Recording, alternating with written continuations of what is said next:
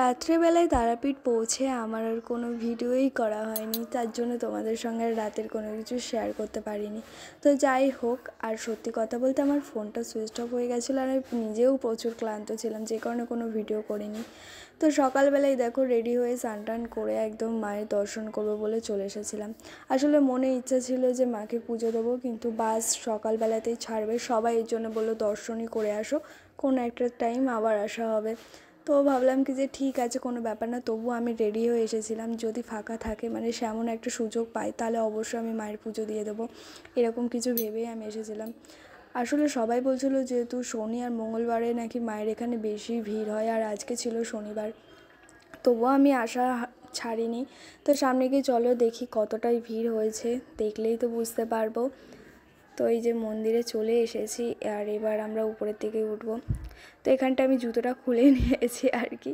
তো চলো মন্দিরের দিকে যাই আর দেখি কি হয়। হ্যালো